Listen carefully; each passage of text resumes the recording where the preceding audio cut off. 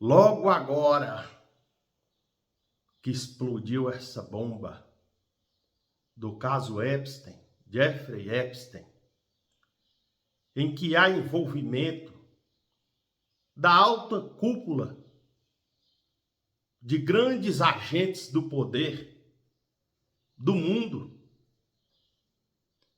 em que são imputados fatos gravíssimos contra o ser humano, principalmente contra crianças e adolescentes.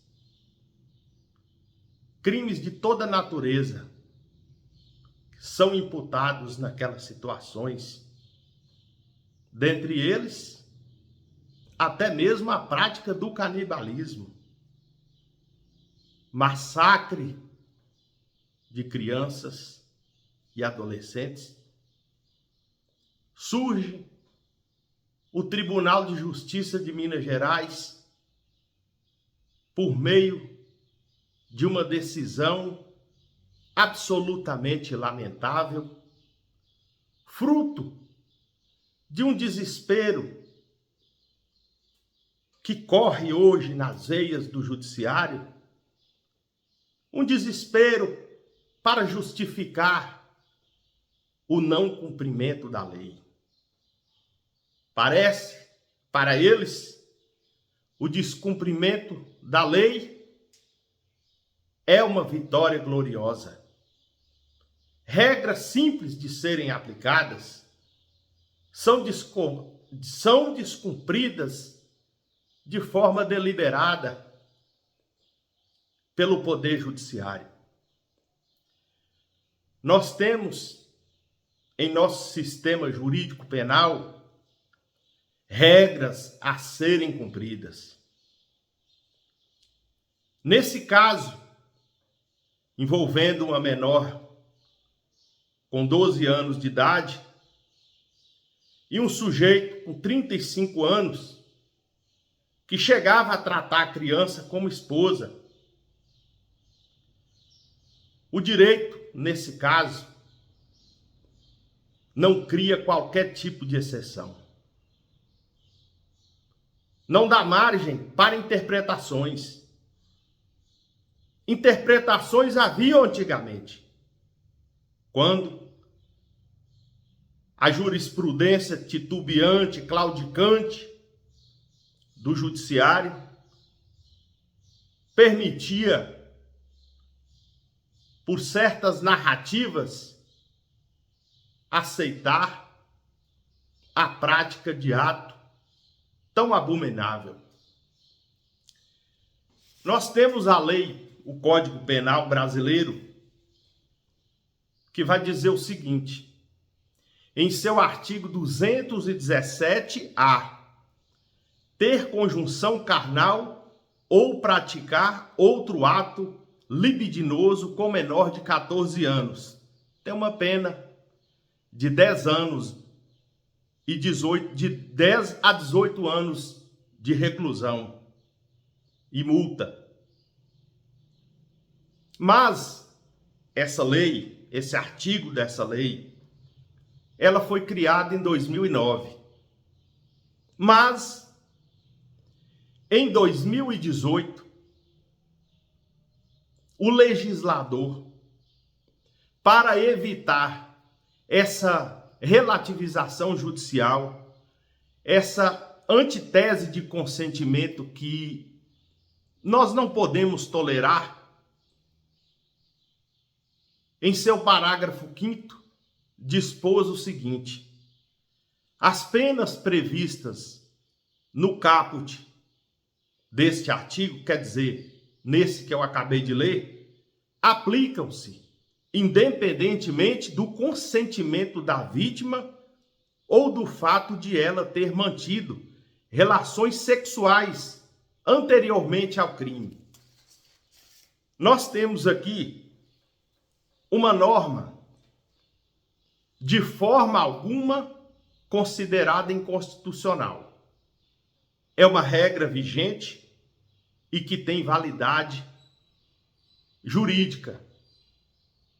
Quer dizer, há uma previsão, um fato típico, previsto na lei, de forma expressa, não havendo qualquer possibilidade de superar essa norma por meio daquilo que eles forçam a dizer, chamado interpretações jurídicas.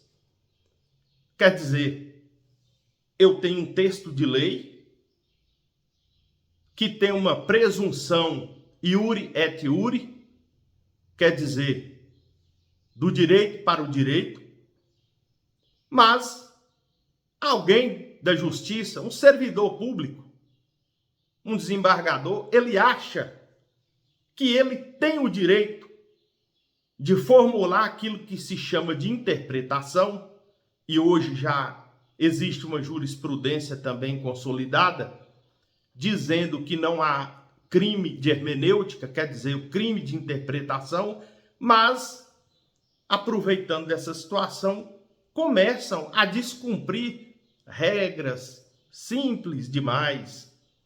Isso daqui não precisa nem de estudo, basta uma leitura para se saber que nós precisamos de cumprir a lei. Então, a lei hoje, tão banalizada, tão ridicularizada pelo Poder Judiciário, é a única coisa que garante a segurança e estabilidade na vida social. Então eu trago aqui hoje uma lição importante do maior criminalista que nós tivemos no país, chamado Nelson Gria, o grande Nelson Gria Hofbauer, que escreveu os seus comentários ao Código Penal, um livro já consolidado no país e deveria ser consolidado também em todo o mundo devido à riqueza da sua literatura, do seu conhecimento sobre as normas. E essa legalidade que nós dizemos que é a lei em si, ela tem uma importância muito grande, principalmente no ordenamento criminal brasileiro. Em um primeiro momento, Nelson Gria vai dizer o seguinte: princípio da legalidade. A fonte única do direito penal é a norma legal. Não há direito penal vagando fora da lei. Não há distinguir em matéria penal entre lei e direito. Subespécie iuris, não existe crime sem lei anterior que o defina, nem pena sem prévia cominação legal. Nulo crime, nula pena, sine prévia lege penale. Ou seja, a lei penal é assim, um sistema fechado. Ainda que se apresente omissa ou lacunosa, não pode ser suprida pelo arbítrio judicial ou pela analogia, ou pelos princípios gerais do direito, ou pelo costume. Quer dizer, o simples fato de um desembargador entender que naquela região é de costume que as pessoas venham a praticar esse tipo de conduta, não é motivo para deixar de se aplicar a lei penal. É muito pelo contrário. É motivo que aguça a preocupação de todo o povo em relação a um determinado local em que as regras de convívio social, elas extrapolam a própria proibição contida no Código Penal. Portanto, meus amigos, não apenas em relação a esse fato triste acontecido agora pelo julgamento nessa situação que criou repercussão no país inteiro, Mas todo o sistema de justiça deve voltar a ler Nelson Hungria, principalmente o seu primeiro volume.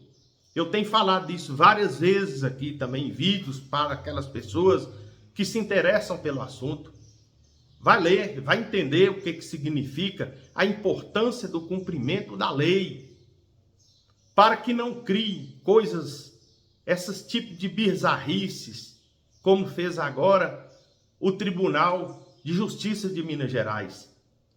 Com toda certeza o Ministério Público vai recorrer da decisão e vai ganhar o recurso com toda tranquilidade, porque nós temos uma ciência jurídico-penal que impede que a pessoa venha justificar um estupro do menor de 14 anos com a desculpa de que é um namoro, de uma desculpa de que aquela pessoa já havia praticado experiências sexuais anteriormente, ou que havia ali um consentimento.